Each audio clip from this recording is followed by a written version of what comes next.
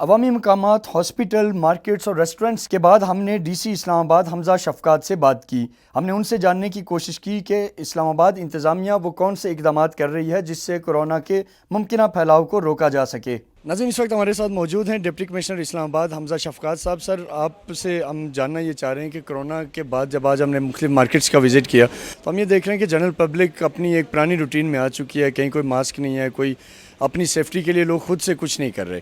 تو گورنمنٹ شاید یہ ایکسپیکٹ کر رہی ہے کہ لوگ اپنی طرح سے کریں گے، لاک ڈاؤن ختم ہو چکا ہے، اب اس سے خدشہ تو ہے کہ کورونا پھر بڑھ سکتا ہے، کیسز بڑھ سکتے ہیں، گورنمنٹ اس کو کیسے دیکھ رہی ہے؟ آپ نے بالکل صحیح کہا ہے کہ نارملی جو ایس او پیز کی کمپلائنس ہے وہ کافی حد تک ہمیں لگ رہا ہے کہ نیچے چلی گئی ہے۔ اس کی وجہ یہ ہے کہ اسلام آباد کے اندر تقریباً 3 لاکھ کے قریب ٹیسٹ ہوئے ہیں، اور ابھی جو پازیٹیو کیسز ہیں وہ 350 کے قریب ہیں، یعنی کہ کافی کم ہیں۔ کل ہم نے تقریباً 1200 لوگوں کے رینڈم ٹیسٹ کیے رورل ایریاز میں، اور تقریباً 2000 لوگوں کے اربن ایریاز میں ٹیسٹ کیے، اور رورل ایریا میں ہمارا ایک بھی کیس نہیں نکلا۔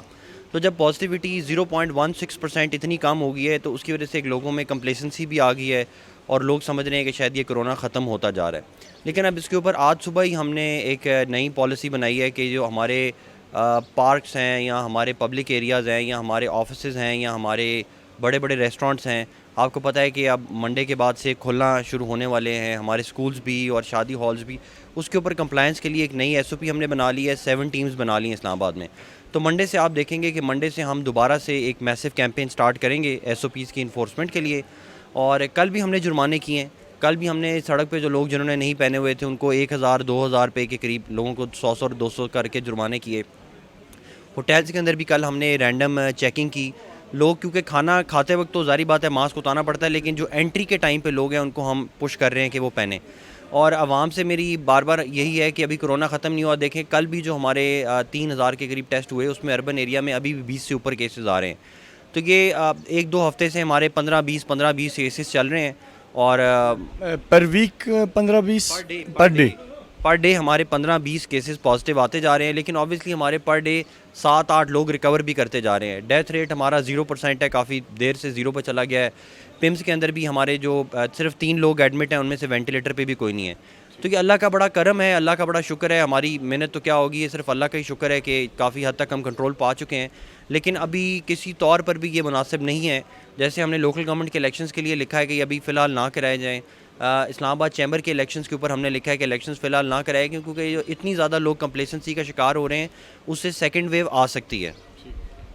اچھا سر، یہ بتائیں کہ ایک تو ظاہر ویسے آپ کو نظر آتا ہے لوگ ایس او پیز فالو نہیں کر رہے تو ان کو جرمانے وغیرہ کیے جا رہے ہوتے ہیں، لیکن کیا گورنمنٹ کوئی ایسی پراپر اگر ایک جیسے کہ ہمیں پتہ ہوتا ہے کہ ٹریفک وائلیشن کی تو اتنا چلان ہوگا، اس طرح کی کوئی چیز زیر غور نہیں ہے تاکہ وہ ہر ایک کو پتہ ہو کہ اگر میں نے ماسک نہیں پہنا ہوا یا جو بھی دیگر ایس او پیز ہیں میں ان پہ عمل نہیں کر رہا تو مجھے یہ فائن ہو سکتا ہے؟ اس حوالے سے کوئی گورنمنٹ زیر بحث ہے کوئی چیز، یا آپ سمجھتے ہیں کہ اب وہ سٹیج گزر چکا ہے، اس کی ضرورت نہیں ہے؟ نہیں، وہ سٹیج بالکل ابھی نہیں گزرا، اور وہ آلریڈی موجود ہے۔ ہمارا جو national command and operation centres ہے اس کی گائیڈ لائنز موجود ہیں، ہمارے ماسک نہ پہننے کی گائیڈ لائنز موجود ہیں، ہمارا سیکشن 144 لگا ہوا ہے۔ اگر کوئی بندہ ماسک نہیں پہنتا پبلک ایریا کے اندر اور جہاں پہ رش موجود ہے، فزیکل ڈسٹینسنگ نہیں پاسبل، اگر وہ وہاں پہ ماسک نہیں پہن رہا تو اس کو 7000 روپے تک کا جرمانہ ہو سکتا ہے، 100 روپے سے لے کے 7000 روپے تک، اور اس کو جیل میں بھی ڈالا جا رہا ہے۔ لیکن ہم اس کو انفورس اس طرح کرتے ہیں کہ ایسی جگہیں جیسے بینکس ہو گئیں، آفیسز ہو گئے، یا ریسٹورنٹس ہو گئے، یا ہمارے بسوں کے اڈے ہو گئے، وہاں پر ہم اس کو انفورس کر رہے ہیں، اور وہاں پہ ڈیلی جرمانے بھی ہمارے چل رہے ہیں۔ اور آپ کی ایسی ٹیمز ہیں جو مختلف ایریا میں ڈپیوٹ ہوں؟ یا پھر ایک چیز میں نے نوٹ کی سر کہ پولیس ناکے جتنے بھی ہیں، آپ فیض آباد والا لے لیں، کوئی بڑا ناکہ لے لیں، اب وہاں جوان اب روٹین والی ظاہر چیکنگ پہ آئے ہوئے ہیں، کارڈز چیک کرتے ہیں یا اس دیگر چیزیں کرتے ہیں، اب وہ سارے سورس ہیں جن سے کرونا ٹرانسمٹ ہو سکتا ہے، لیکن جو پولیس اہلکار ہیں نا ان کے پاس کوئی سیفٹی کٹ ہوتی ہے، پیسنجرز تو ڈیفینیٹلی ویسے ہی نہیں ہوتی۔ اب اس سے کیسے انشور کیا جا سکتا ہے کہ ان کی بچت ہو سکتی ہے، انہیں سیف رکھا جا سکتا ہے؟ اب پولیس کو ہم نے تقریباً 50,000 کے قریب ماسک بھی ڈسٹریبیوٹ کیے ہیں، لیکن آپ نے صحیح پوائنٹ آؤٹ کیا ہے کہ اب کیونکہ 6 مہینے سے یہ آپ کو پتہ ہے یہ فیبرری سے کام سٹارٹ ہوا، اور اب ہم سپٹمبر کے مڈ میں آ چکے ہوئے ہیں، تو یہ جگہ جگہ ہمیں وائلیشنز نظر آتی ہیں، حکومت کے طور پہ بھی ہمیں بھی اسٹیٹ میں بھی نظر آتی ہیں، جیسے میرا سٹاف کبھی نہیں پہن رہا ہوگا، یا ہمیں پولیس ناکوں پہ نہیں ہو رہی۔